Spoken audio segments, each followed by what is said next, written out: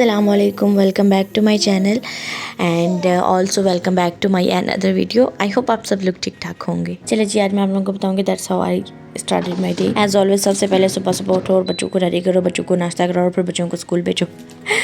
मैंने भी कुछ ऐसे ही अपनी जो है ना दिन की शुरुआत की। यूजुअली जो है ना यूनिफॉर्म रात के प्रेस कर देती थी, लेकिन कल अलग चढ़ा हुआ था तो फिर नहीं की। सुबह सुबह सबसे पहले यूनिफॉर्म प्रेस की, फिर उसके बाद जो है ना उसका टिफ़िन रेडी किया और फिर जो है ना इसको आके उठाया। गुड मॉर्निंग, स्कूल जाना है।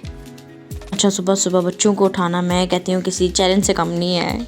अच्छा, रात को लेट सोती है और फिर सुबह इसको जो है ना उठने में बड़ा मसला होता है, और जैसे स्कूल से आती है ना और सो जाती है। इस वजह से जो है ना इसको रात को नींद नहीं आती, थोड़ी देर उठने में मसला होता है, 10 से 15 मिनट लेती है उठने में, फिर उसके बाद माशाल्लाह जो है ना एक्टिव हो जाती है सही।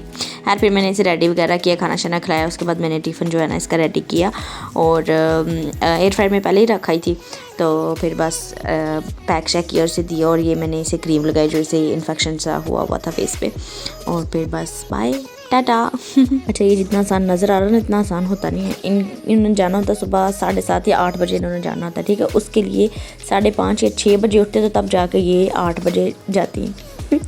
और जब बच्चे चले जाते हैं उसके बाद जो है ना हमारा असल काम माओ का स्टार्ट होता है।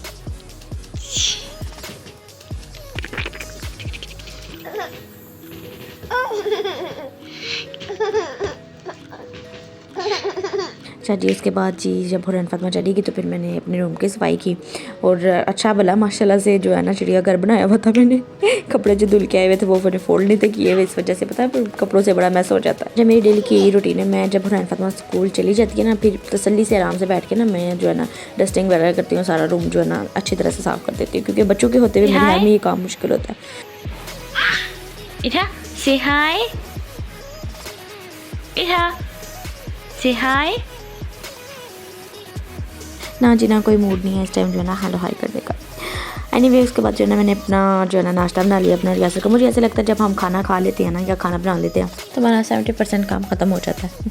Like you are done with your home job. उसके बाद एज ऑलवेज मुझे कहीं ना कहीं जाना होता है, and I am sure all girls can relate के सबसे मुश्किल काम जो होता है ना बाहर जाते वक्त बच्चों को तैयार करना होता है। और फिर यही वजह होती है हम सबसे लेट होते हैं। एनीवे, फिर जब मैं आके गाड़ी में बैठी लेट, तो मुझे कहते हैं अब तुम्हारी लेट आने की सज़ा ये है कि अब तुम उठो और जो है ना गेट बंद करो क्योंकि तुम लेट एंड पे आई हो। बड़ी सज़ा भुगतने के बाद फिर जब बैठने लगी तो पता लगा साहब फाइल नहीं लेके आए, रिपोर्ट पकड़ी है, और फिर बस एक दफ़ा फिर से दौड़ लगी। मैं कहती हूँ पहले बच्चे पागल करते हैं, उसके बाद जो है ना अच्छा सिर्फ बच्चों को नहीं रेडी करना होता, हमने अपने शोहर को भी रेडी करना होता साथ। उनका वैलेट किधर है, उनका कॉम किधर है, उनका फलाना सब कुछ सामने पड़ा था, लेकिन उनको कभी कुछ नज़र नहीं आता जब तक हम उनके हाथ में आकर ही देते। अच्छा, मैंने ना 2-3 दिन पहले एक वीडियो टिकटॉक पे अपलोड की थी कि अगर आप लोगों को ससुराल पे बुक लिखनी पड़ जाए तो उसका क्या नाम रखोगे आप लोग। तो लिटरली ऐसी वहाँ आई तो मैं खुद हैरान होगी। मैं कहती हूँ इनकी शादी नहीं, वो तो बदगुमान हो गए, उन्होंने कहना हमने शादी नहीं करनी। ऐसे ससुराल वाले होते हैं, और जिन बच्चियों की नई नई शादी होती है वो तो अपने दिमाग में पक्का कर लेती हैं कि जो है ना ये जो ससुराल वाले होते हैं ना ये बुरे ही होते हैं। लेकिन मैं कहती हूँ अगर आप लोग अपना बेस्ट देंगे ना, कदर करने वाले लोग आपकी कदर ज़रूर करेंगे। एंड ऑफ कोर्स हर शय का बदला आप लोगों को अल्लाह ताला की तरफ से रखना चाहिए, क्योंकि ऑफ कोर्स दिन क़यामत हर किसी ने अपनी अपनी कब्र में जाना, सास ससुर ने अपनी कब्र में जाना। I am so sorry for that. मेरे रोज़ा हमेशा मेरे साथ रहता है, तो कुछ ना कोई ऐसी आवाज़ आ जाती है तो सब प्लीज़ उसके लिए आई एम सॉरी। एनीवे, मैं कह रही थी कि हर किसी ने अपनी कब्र में जाना होता है, तो हमेशा अपनी तरफ से बेस्ट करने की कोशिश किया करें। अगर आप लोगों के साथ कोई नहीं अच्छा करता तो इट्स ओके, जाने दे, उसको करने दे, जो करना चाह रहा है उसको करने दे। अगर वो आप लोगों के साथ बुरा भी कर रहे हैं तो कोई बात नहीं, अल्लाह तो देख रहा है। एनीवे, मैं गई थी डेंटिस्ट के पास, वहाँ से कुछ चेकअप करवाया, और फिर जो है ना चेकअप करवाने के बाद फिर कुछ चीज़ें लेनी थी, कॉस्मेटिक्स वो ली, और फिर जो है ना कुछ रिपोर्ट्स रह गई थी करवाने वाली, वो फिर रिपोर्ट्स करवाने के लिए शुगर CBC आई थिंक यही था, तो वो करवाने के लिए हम लैब में आ गए, और फिर यहाँ से 2-3 किलो और खून निकलवाया और फिर डॉक्टर को रिपोर्ट्स दिखाई और कुछ कंसल्ट किया डॉक्टर के साथ, और फिर जो है ना हम वहाँ से निकल गए। अच्छा, वहाँ कुछ लोगों ने ये भी कमेंट्स किए हुए थे कि कुछ भी कर लें कभी भी जो है ना ससुराल वाले कभी खुश नहीं हो सकते, and honestly I feel like इसके कोई स्पेसिफिक टिप्स एंड ट्रिक्स नहीं होते, लेकिन कुछ चीज़ें होती हैं ना, अगर आप किसी के घर पहली दफ़ा जाते हैं तो वो आप लोग ऑब्जर्व करते हैं या फिर आप लोग नोट करते हैं। मेरी नज़र में बहू को सबसे पहले अच्छा खाना बनाना आना चाहिए, उसको नई नई डिशेस ट्राई करनी चाहिए, क्योंकि ये एक ऐसी चीज़ होती है जिससे हर किसी का मूड अच्छा हो जाता है। दूसरी बात ये कि अगर मैं किसी के घर जाऊँ और उनकी बहुएं बाहर ना निकलें तो I feel bad about it. अब आप लोगों ने कहना मैंने तो पक्की आंटी वाली बातें करना स्टार्ट करती हैं।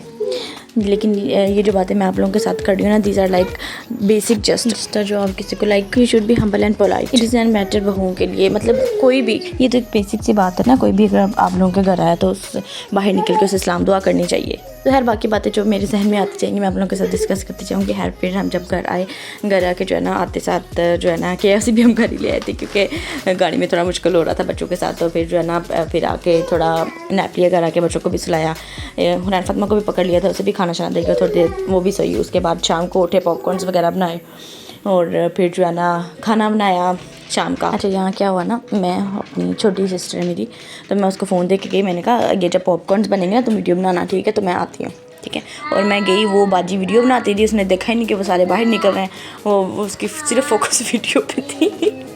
फिर बाद में देखा, मैंने कहा तुम क्या करती रही हो ये?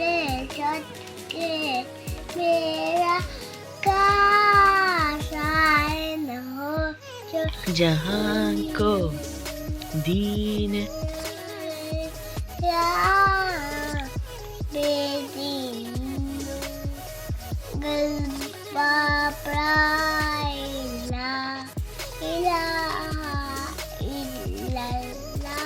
अच्छा, I would like to add one thing कि हमें गिफ्ट देने चाहिए। आई नो किसी को ज़रूरत नहीं होती, लेकिन नो डाउट तोहफे मोहब्बत बढ़ाते हैं। तो फिर कोशिश किया करें आप लोग जो है ना प्रेजेंट्स दिया करें एक दूसरे को, क्योंकि आजमाई भी बात है, दुनिया को सूल है, जो चीज़ आप बांटोगे आपको वही मिलेगी। आप तोहफे बांटेंगे आपको तोहफे मिलेंगे, आप प्यार बांटोगे आप लोगों को प्यार मिलेगा। लेकिन ये टिप्स एंड ट्रिक्स सिर्फ नस्ली और ख़ानदानी लोगों के लिए मुझे अच्छा लगता है। बाकी अगर आप लोगों को मेरा ब्लॉग पसंद आया या फिर अगर आप लोग एग्री करते हैं तो प्लीज़ लाइक एंड सब्सक्राइब और कमेंट भी करिएगा।